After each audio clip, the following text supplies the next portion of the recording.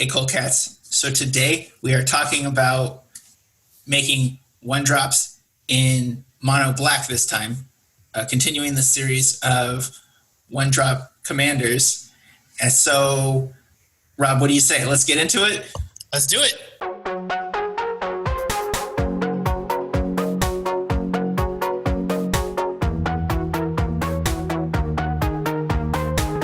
So on our last video, we talked about having mono blue one drop commander, what that would look like.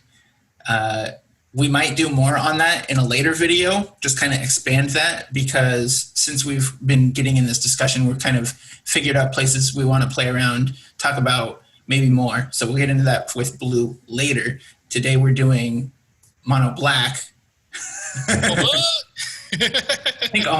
I think 90% of my t-shirts are black, so I'm always rocking the mono black. And we are, I think, so we'll go with the one that I kind of like clung to, and then we'll go over yours. Okay.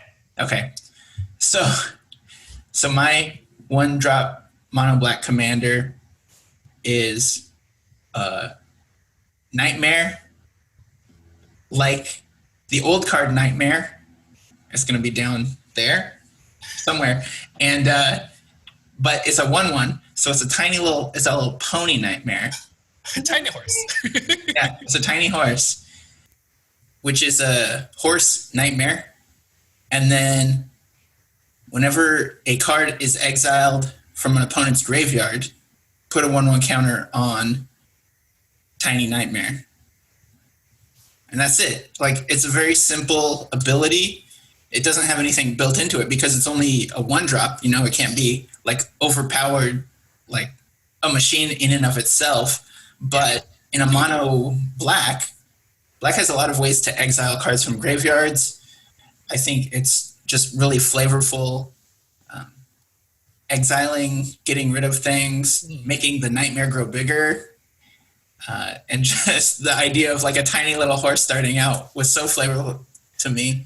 I loved that idea. So that's kind of why I wanted to go with that one. Yeah. Can you imagine? So turn 1, Tiny Nightmare. Turn 2, Withered Wretch. Turn 3, exile all the mana ramp spells that the green players are casting. Your horse is already going to be like a 3/3. Right. 4/4, maybe? Get rid of those fetch lands. I was like, sorry, guys. This is your punishment for just trying to ramp out of the gates. And then just like start kicking them in the face. I like that Nightmare. I was also thinking of a Nightmare, but more of like Ashiok, like whispering evil things into your ear, like causing you to go mad. So I also made a Nightmare, but it's like Ashiok's whisper. I'm just all about Ashiok right now. I know, I keep trying to say Chainer, and you're like Ashiok. Cheater. Cheaters had their time to shine. Okay. That's okay. It's Ashiok now. So I'm imagining this tiny little wispy thing, a little Nightmare, 1/1, and when it enters the battlefield, you get to imprint a creature card from each of your opponent's graveyards. Okay. And then, so it's a 1/1, so it's not really going to do anything when you drop it. But later on, as the game goes on and you're accumulating mana, it will have the ability like black, tap, return an imprinted card from Ashiok's Whisper onto the battlefield under your control. So like you're taking all of the dead dreams of your opponents and you're bringing them to life again under your control, just to like drive them mad. So their worst fears coming together, their stuff turning against them. So it's one drop, like we said, but it's also a 1/1. And it's when it comes into play, you imprint 1 from each opponent's graveyard? Yes. Okay. So it's a little different from the Tiny Nightmare, which you probably want to play turn 1 like every game if possible. Oh yeah. In this one, you kind of want to like set up maybe like a Vampire Nighthawk or something, like just kind of stall it a little more. When things start cooking, after the first board wipe, probably. Yeah. Things change no problem. after that first board wipe. Then you play Ashiok's Whisperer. Then you really... That's fun. I like how one of them is kind of like potentially aggro, and then one is more like mid-range control-y. Yeah, more control-y. You sit back, you play the field, slowly turn your opponents against each other. Stack until you get your Urborg Cabal Coffers and your Exsanguinates and all that. Exactly. That's new territory for mono black. Yeah. And I don't know how many. I don't think there are very many imprint from a graveyard cards. I think there's one from Mirrodin. I think it was like a shield or something. I can't remember. Someone remembers out there. Right. So it's just like, okay, like let's go ahead and develop that a little more. See if we can do something more interesting. I like that. But I was thinking about how Rhys has kind of like two iterations. So we have the green-white Rhys, the redeemed, that makes tokens. And then we have the Ovia from Kaladesh that pretty much does the same thing, but she's mono green. Mm-hmm. So I'm thinking, it's like, okay, those are making creatures. Black is the opposite of that. Black loves to destroy creatures. So what about if we made an evil Rhys? Okay. That I guess it could still be an elf, because whatever. So, planar chaos, alternate reality where every creature has an alternate version of itself. So this is mono black Rhys. So it would have the ability 2 and a black, tap it, destroy target creature, which is totally okay, I think. It's not too crazy. But because Rhys also has like a big mana dump, for 4 black tap, Rhys, the evil one, could destroy just all creatures instead of making creature tokens. So I thought that would be nice.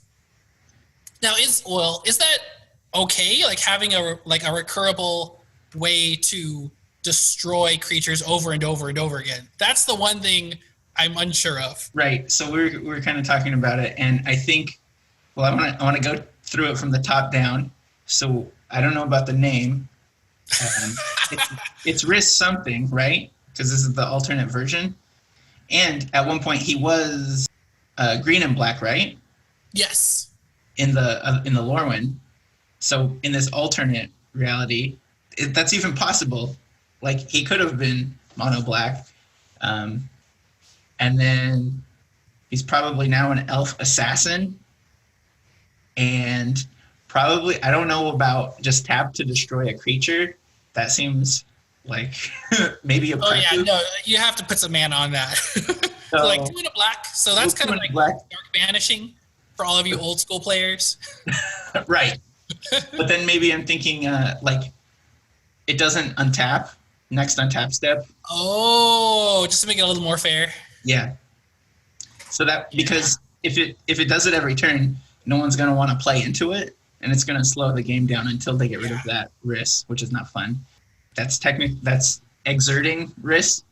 Oh. Yeah, he took a detour to Amonkhet really quick. To learn how to exert. It's like, oh, cool. Uh-huh. And then destroy all creatures. Would he destroy himself? He would. He would? He's going all out. He's like, I don't care, people. This is happening. That's pretty cool. That seems like a very evil thing to do. Yeah. It's like, if I'm not winning, no one is. Destroy. And then I guess he doesn't need to exert on that because he himself would be destroyed. Yes, that is true. Oh, okay. So with the new templating rules, just to emphasize that he would also die to his ability, would that have to be a sacrifice ability? Like 4 black, sacrifice, evil Rhys, destroy all creatures. It probably should be a sacrifice ability. Otherwise, just like when Nevinyrral's Disc is indestructible and then you just get to do it every turn, the same thing. No one likes that. But this would be even easier because he's in your command zone. You put Darksteel play on him. He gets to do it every turn. So yeah, I think adding sacrifice would be a good part of that. I think that's fair. Yeah, that's what he needs. Yeah. Rhys the deemed, because he's not redeemed. That's not a word. Because he was. Wait, what was he before? He was Rhys the exiled. Okay, well, I think we did it for black, right? That's it. That's it. Okay. Well, I will see you in the future. Bye.